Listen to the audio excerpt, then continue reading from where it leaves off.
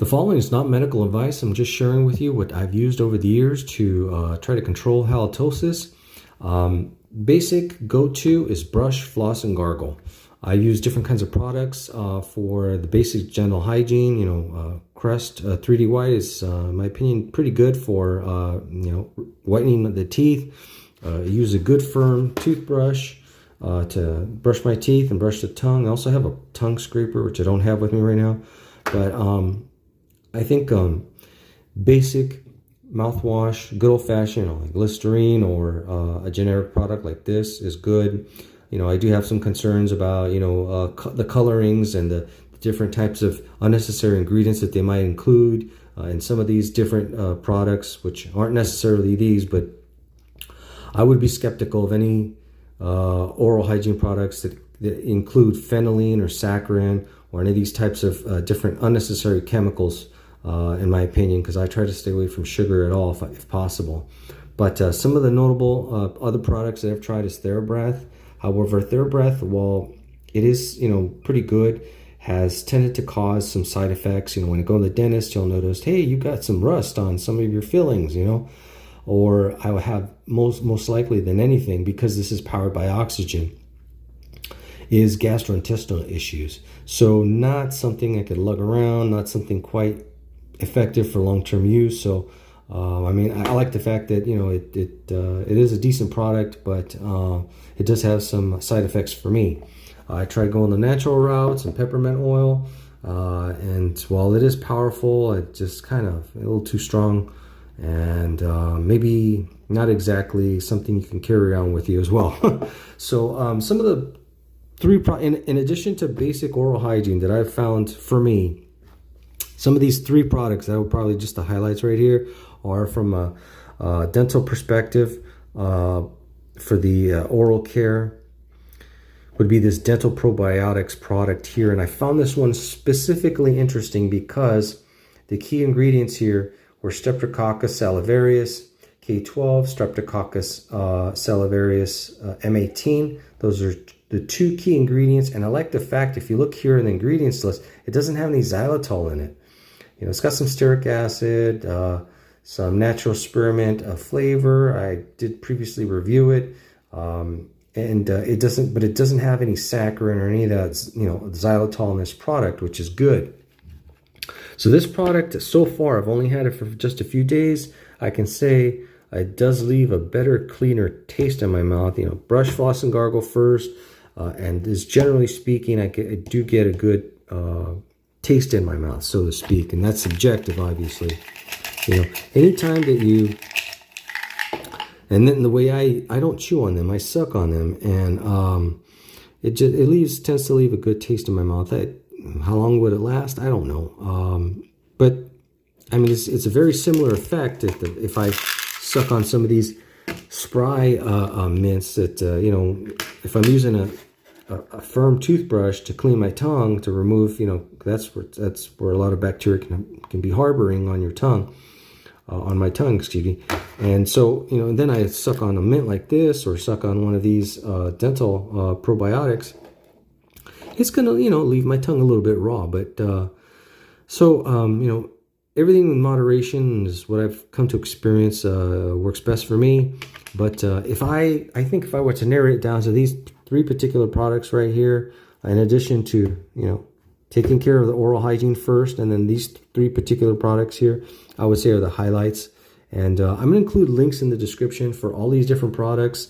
I've done my best to ask dentists and so forth, and I don't get a lot of positive feedback, or the information that I do get might include some products that contain chemicals that I don't care for, saccharin, phenylene, maybe xylitol or something. These artificial sweeteners, which I really don't care for. As it is, I think I've got some products in here that may contain a few things that I don't care for, but overall they're decent. But these are the three products that I'd like to highlight. I hope that you do perform your own research, consult a medical professional, not medical advice, but just wanted to share with you my long-term experience with trying all these different products, and hopefully you'll get some value out of this, and it'll stimulate you to perform your own research. I'm going to include a podcast that follows this video that gets into the nitty-gritty of halitosis, and then does specifically review this product. But all information is all subject to change, as medical professionals are a lot more better equipped to answer these questions. I'm just giving you my individual experience. But don't forget to thumbs up and subscribe, and thanks for watching this video. You know that feeling when you're scrolling online, maybe late at night, and you see yet another miracle product?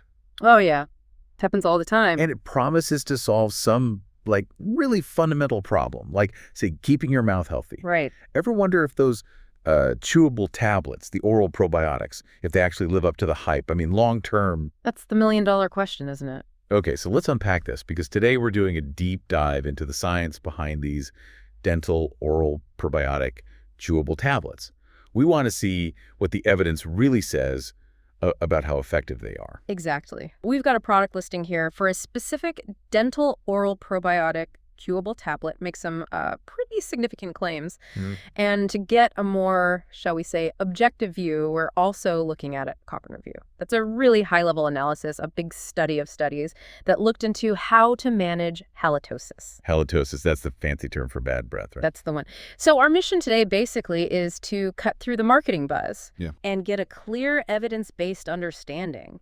Can these kinds of probiotic tablets really deliver on their promises for like sustained long-term oral health? Okay, so this specific dental oral probiotic tablet we're looking at, it claims to do quite a bit. It says it improves not just oral health, but even upper respiratory health. Yeah, that one jumped out at me too. Seems like a big reach. It does. It's also marketed, obviously, as a bad breath treatment, a way to generally boost your oral health. And it even claims to fight stuff like tooth decay and, get this, strep throat. Wow. Pretty ambitious for something you just chew, right? Totally. It is. And looking at what's supposedly inside, each tablet has 3 billion CFUs, that's colony-forming units. Okay. And it lists specific bacteria, Lactobacillus paracasei, Lactobacillus reuteri, and then 2 particular strains of Streptococcus salivarius called BLS-K12 and M18. I've seen those mentioned before, BLAS strains. Right. And they highlight that these are clinically researched. The whole idea behind it, as they explain it, is to introduce these good microorganisms into your mouth and throat. To sort of crowd out the bad ones. Exactly. To help get rid of the bad ones and lead to a healthier overall environment in your mouth. Okay, that makes sense conceptually. But here's where it gets, like, really interesting for me. They also claim that this whole process helps reduce those, nasty sulfurous gases, the ones that cause bad breath. By tackling the bugs that produce them. Right. By going after the microorganisms themselves. Plus, they have this special live back processing thing. Oh, yeah, the shelf life claim. Yeah, supposedly keeps the product good for 18 months without refrigeration, which, definitely convenient if nothing else. Indeed. And they make another very specific claim about one of those strains, the BLIS M18. What's that? They suggest it can actively eradicate Streptococcus mutans. S. mutans. Yeah. Isn't that a major player in cavities and bad breath? It certainly plays a role, yeah. Especially known for cavities, but contributes to the overall oral environment. So claiming to eradicate it is quite specific. And the product info also says it's for adults. Gives directions, the usual stuff. Right, standard product info. Okay, so that's the product side, the claims they're making. Yeah. Now let's bring in the science side, keeping our mission in mind, long-term effectiveness.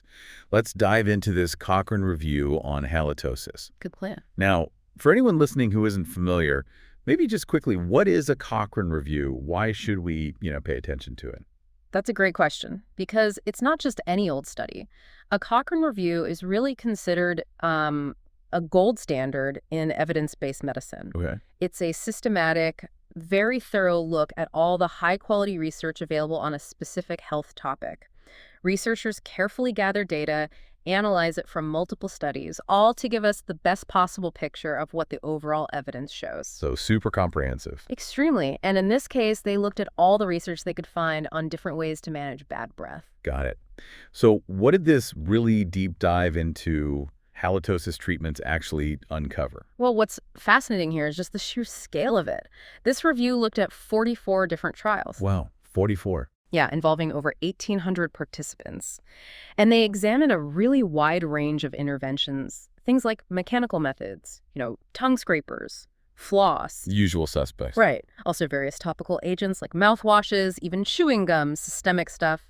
But, and this is a really important point about the studies they included, Uh-huh.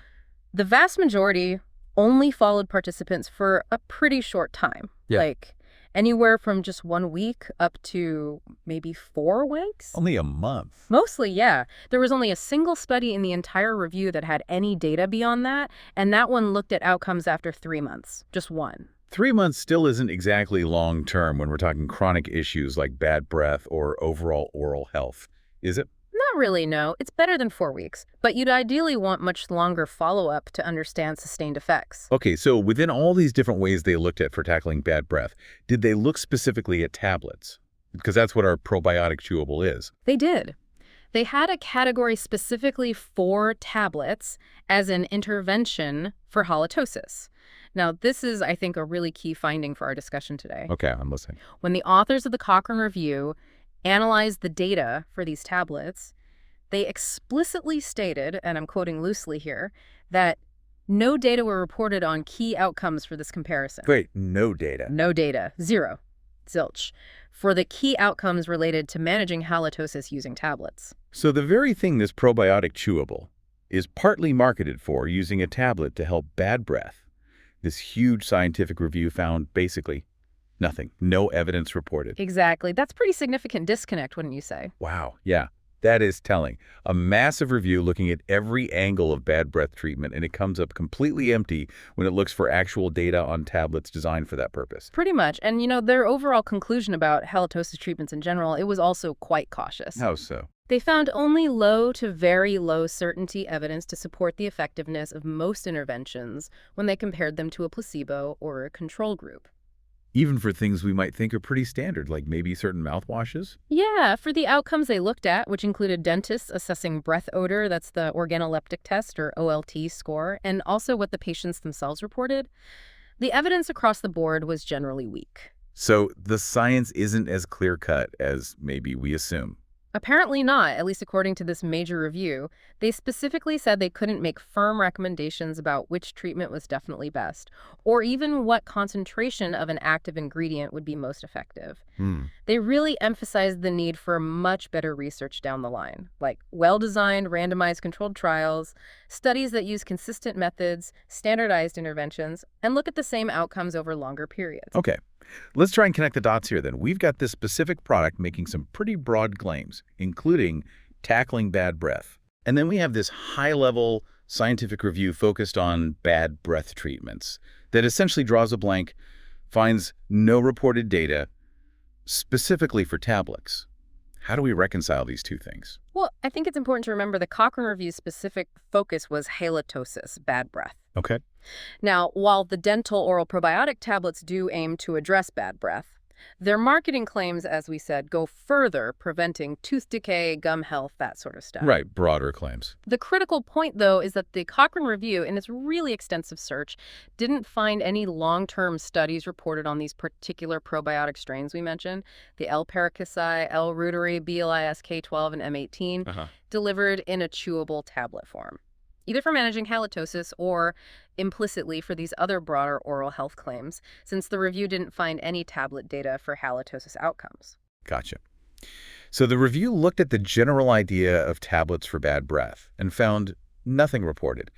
It wasn't specifically analyzing these exact probiotic tablets because apparently studies on them, especially long-term ones, maybe weren't there or weren't reported in a way the review could use. That seems to be the implication, yes. The absence of any reported data on tablets in such a thorough review definitely raises questions about the available long-term evidence for products like this, at least regarding the halitosis claim. Okay. Makes sense. Now, you mentioned the product listing also has customer reviews, right? Yeah, the usual Amazon reviews section. Okay, so while we absolutely need to stress these are not scientific studies, All right, totally anecdotal. they can sometimes give us a little glimpse into, real people's experiences with the product. What were some of the recurring themes you noticed reading through those? Well, it was definitely mixed, as you'd expect. But a lot of people did report positive results. They said the tablets seemed to work well for them. Some folks mentioned noticing an improvement in their breath pretty quickly, actually. Okay, so short-term improvement noted by some. Yeah. And there were also mentions of just their mouths feeling cleaner overall, and even some people saying their gum health seemed better. Okay. That aligns, at least anecdotally, with the product's claims about creating a healthier oral environment. But it's just as important, maybe more so, to look at the other side. Definitely. Any negative feedback? Side effects reported? Oh, yeah. Taste was a big one. Seemed to be love it or hate it. Some found it mildly minty, acceptable. Others really disliked it, mentioned a nasty aftertaste. Common issue with chewables sometimes. What about more serious stuff? More concerning were reports from some users experiencing stomach pains and even sores in their gums, which sounds unpleasant. Oof. Yeah. A few people even mentioned allergic reactions, things like rashes or breakouts around their lips. Okay, that's definitely something potential users should be aware of. Stomach issues, gum irritation, potential allergic reactions. For sure. And not surprisingly, opinions on value for money were all over the place. Some said, well worth it, others definitely not worth it. Standard stuff there. And did anyone mention effectiveness over time, since that's our focus? Yeah, actually, I remember seeing at least one comment where someone said it seemed to work well at first, but then maybe became less effective over time for them. Interesting. That speaks directly to the question of long-term sustainability of the effects, even anecdotally. Exactly. So bringing all this together now, the product claims, the lack of data in the Cochrane review for tablets, the mixed customer feedback, what can we realistically say about the current understanding of how effective these dental oral probiotic chewables are, specifically over the long haul? Well, based purely on the sources we've looked at today, I think the most striking thing is the significant lack of long-term, high-quality scientific evidence, Right. especially from well-designed clinical trials focused specifically on probiotic tablets for halitosis, which the Cochrane review highlighted, or, by extension, for the other claimed long-term benefits. So the science, at least in this comprehensive review, just wasn't there for tablets. Correct. Now, we do see some positive anecdotal experiences in the short term from those customer reviews, particularly regarding bad breath improvement for some individuals. But anecdotes aren't data. Exactly. They aren't the same as rigorous scientific proof showing consistent long-term effectiveness and, importantly, safety across a wider, more diverse group of people. And those potential side effects that some customers reported, stomach pain, gum sores, allergies, those are definitely factors to weigh in the balance. Absolutely. They are real risks for some users, it seems. It's also crucial to understand, I think, that even though the product lists these clinically researched strains like BLIS K12 and M18, without specific long-term clinical trial data on these exact tablets presented in the sources we have available, we just can't definitively say from this information that they'll provide lasting benefits for all the claimed outcomes. Like preventing cavities or warding off strep throat, those bigger claims. Precisely. We can't confirm those long-term benefits for everyone based on this specific product listing and the Cochrane review, and that Cochrane reviews call for better research, for more rigorous studies on halitosis treatments. Yeah. It really underscores the general uncertainty that still exists around the long-term evidence for many oral health products, including these types of probiotic tablets. Okay, so wrapping this up then, what are the key takeaways for you, the listener, as you're processing all this information we've just discussed? I'd say the main points to remember are these. First, the product itself, these dental oral probiotic chewables, they make a lot of appealing promises about improving oral health, and they contain specific probiotic strains that do have some research behind them in other contexts, perhaps. Okay. Second, however, the big in-depth Cochrane review looking specifically at managing bad breath found, well, no reported data on probiotic tablets for key outcomes. And generally, it found weak evidence for many other treatments, often based only on short-term studies. Got it. Weak evidence, short-term focus. Third, those customer reviews offer some encouraging stories, maybe suggesting short-term improvements for some people, especially with breath. But you also have to consider the reports of potential side effects and the hints that effectiveness might not last for everyone. Right. It's a mixed bag, anecdotally. Very much so. All right. And maybe a final thought for you to chew on, so to speak, as you think about your own oral health journey. Yeah, perhaps consider this. What's the real difference between just, say, managing a symptom like bad breath in the short term versus truly investing in your fundamental long-term oral health? They aren't necessarily the same thing. That's a good point. You might find it useful, if you're interested in this product, to look beyond just the marketing description or even our discussion today. See if you can find specific, independent, long-term clinical research on those BLIS, K12, and M18 strains used in this tablet format. Do your own homework, essentially. A bit, yeah. Or, even better, have a conversation with your dentist or dental hygienist. Get personalized advice based on your specific oral health situation. Always a good idea. Definitely. Because while probiotics in general show a lot of promise in various areas of health, the specific long-term effectiveness and the safety profile of particular oral probiotic products like these chewable tablets, that really needs more ongoing, rigorous scientific investigation before we can make definitive claims.